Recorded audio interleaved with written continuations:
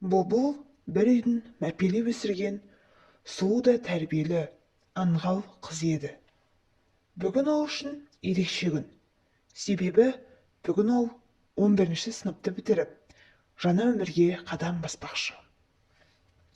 Ол осы күн үшін өте көп дайындалды, ұзақ күтті.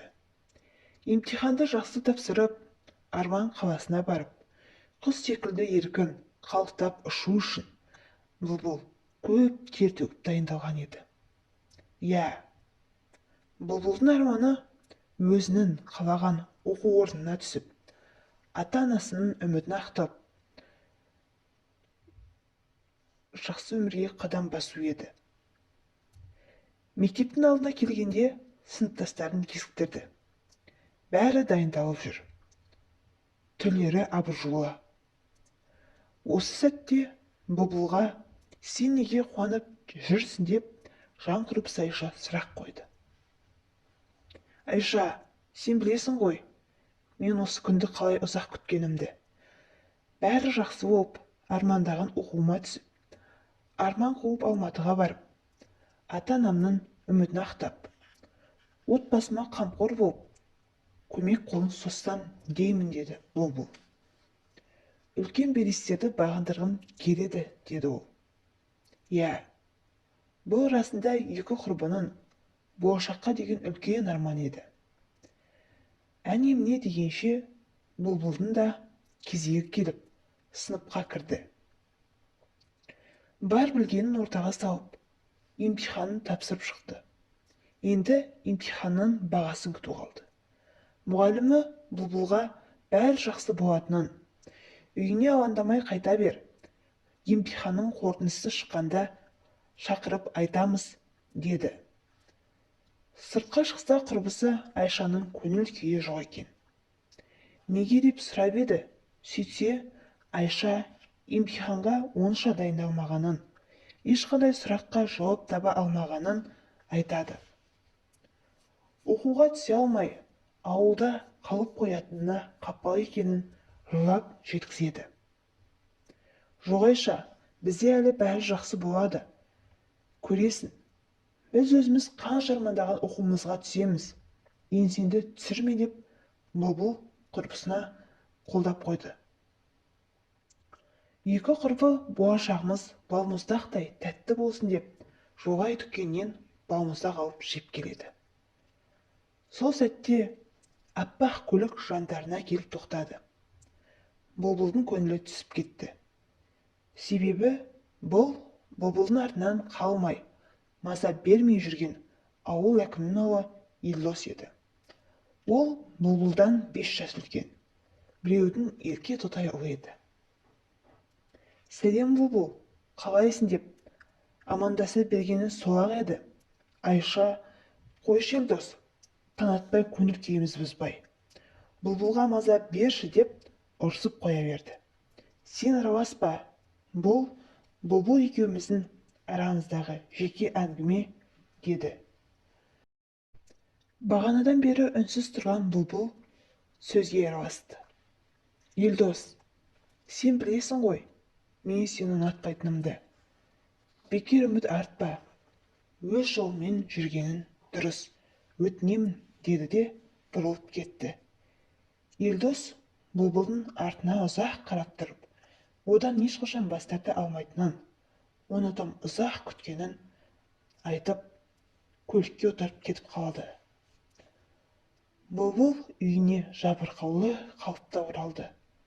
Мұны байқаған анасы: «Қызым-ау, сенде бәрі дұрыс па? Емтиханда бір нәрсе дұрыс болмады ма?» деп алаңдап сұрады. «Жоқ анашым, бәрі дұрыс. Тек аздап шаршап тұрмын. Тынығып алсам болғаны» деп үйге кіріп кетті. Бөлмесіне кіріп, жастыққа басы тиіп еді, бірден ұйқыға кетті. Ұйықтап тұрса, жанында құрбысы Айша отыр екен. Бұлбұл шошып кетті. «Не болды, бәрі жақсы ма?» деп сұрады. «Бұлбұл, бүгін бізде вечер болады. Жігіттер ұйымдастырып қойыпты», деді Айша. «Мен бара алмаймын, білесің ғой, дей беріп еді. Жоқ барасың, мен сенің әкеңе айтып қойдым, деді құрбысы. Әкем мені жіберді ме деп таңғала қарады бұлбұл. Себебі бұлбұлдың әкесі мұндай нәрселерге өте қатал адам еді. Қызын көзімнің қарашығындай қорғаймын деп күні-түні жұмыста жүретін. Сыртқа шығып әкесін іздеді. Ол сәкіде шай ішіп отыр екен. Жанына келіп жайғасты. Әке, сіз мені шынымен де бүгін болатын сауық кешке жібересіз бе? Деп сұрады. Я қызым, сен енді кішкентай қыз емессің. Оқуға түсіп, бізден жыраққа кеткелі отырсың. Енді өз өміріне жауапкершілікпен қарасан деймін, деді әкесі. Анаң екеуміз саған әрқашанда тілекші болып отырамыз. Сол жауапкершілікті бүгіннен бастап сезінгенді қалаймын. Қыз жат жұрттық білесің. Сені яна қондырмайынша, сен менің қамқорымдасың, балапаным, қызым, деп әкесі көзіне жас алды. Қайда жүрсең де атымызға кір келтірме, бұлбұлым, деп еркелете сөзін жалғады. Анаң екеуміздің аппақ сезімімізден жаралған соң, сенің өміріңнің сондай кіршіксіз ақ болғанын қалаймын, деді әкесі. Осы сәтте анасы да қызына барынша өз ақылын айтып, қолдау білдірді. Бәрі бірге шай ішіп, қыздар кешкі отырысқа дайындала бастады. Бұлбұл Айшадан кешке киетін көйлек сұрады. Себебі Айша ешқашан ауылдағы отырыстардан қалған емес. Басы қасында жүретін қатарымпаз қыз еді. Кешкі 8-де дүкеннің алдында кездесетін болып келісті. Айша алыста келе жатқан құрбысы Бұлбұлды танымай қалды. Бұлбұл, сен бүгін ерекше сұлусың, деп құрбысын құшақтай алды. Осы сәтте алдарынан көлік тоқтады. Ішінен бір жас жігіт шықты. Бұлбұлға қарап, таныспадық па деп көзін қысты. Айша бірден өзін де, Бұлбұлды да таныстыра бастады. Мен Ғанимын, деп жігіт те өзін таныстырды. Сенімен танысқанымызға қуаныштымыз, деп Айша лып етіп айтып қалды.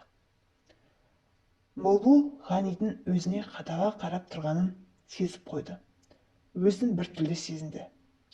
Біз асығып тұр едік, кешірерсіз, деп Бұлбұл жүре жөнелді. Айша да, кешір Ғани, біз шынымен асығып тұрмыз, деп Бұлбұлдың соңынан ілесе кетті.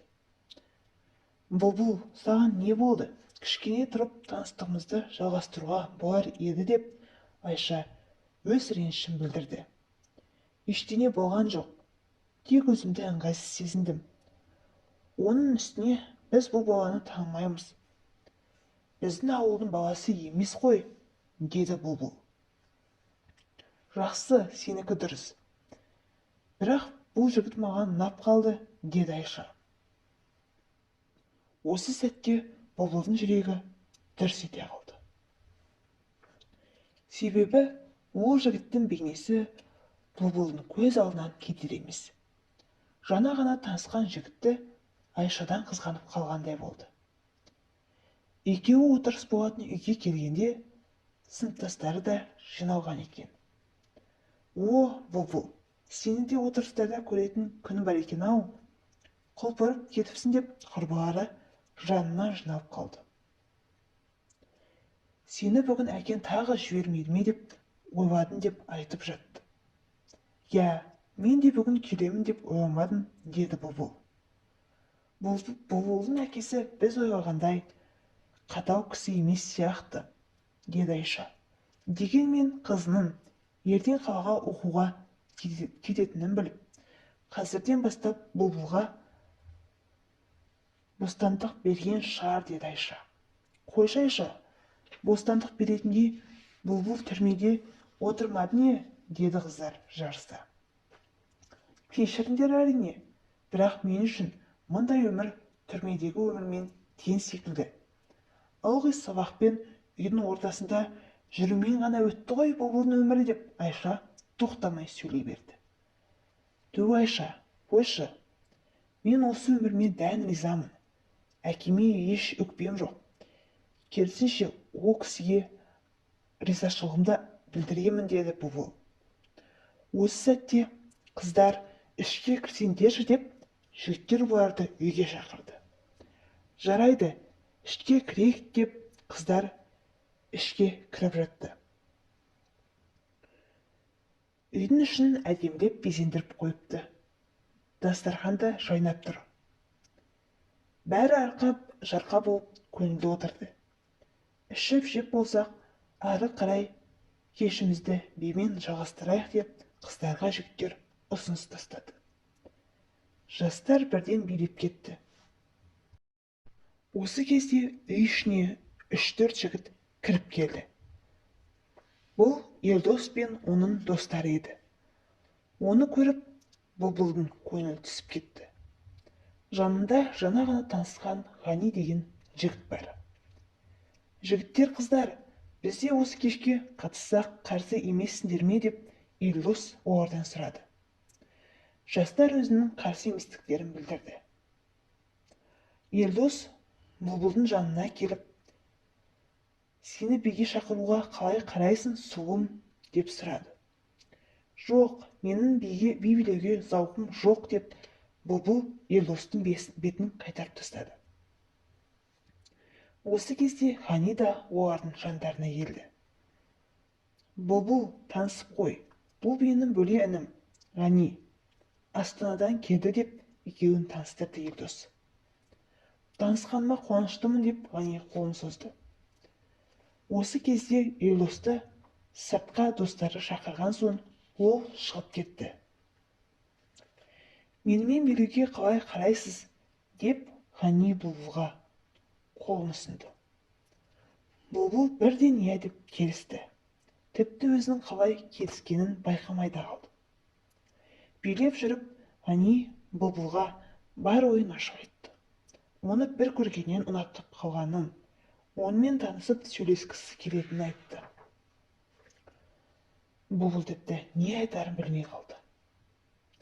Сен маған телефон нөміріңді бер, сөйлесіп, білісіп тұрайық, деді Ғани. Менде телефон жоқ, деді бұлбұл. Шынымен телефоның жоқ па, әлде маған бергің келмей тұр ма, деді Ғани. Олай емес, расында телефоным жоқ, деді бұлбұл. Жақсы, мақұл, сендім, деді Ғани. Олай болса, сені үйіне дейін шығарып салайын, қарсы болмайсың ба, деп сұрады. Жақсы, тек үйме қатты жақындамауың қажет. Әкем көрсе ұрсып жібер, деді бұлбұл. Жақсы деп келісті Ғани. Бұлбұл өзін қолайсыз сезінді. Ғанидың көлігіне мініп, ауылды бір аралап, үйге дейін апаруына келісті. Бұлбұл Ғанидан өзінің ақбоз атты ханзадасын көргендей еді. Оны қатты ұнатып қалғанын сезді. Ғани өзінің үйде жалғыз бала екенін, жақында оқуын бітіріп үйге келгенін айтады. Бұлбұл да жақында емтихан тапсырғанын, қорытындысын күтіп жүргенін, бұйырса қалаға оқуға түсетінін айтты. Екеуі бір-бірін бұрыннан танитындай тез араласып кетті.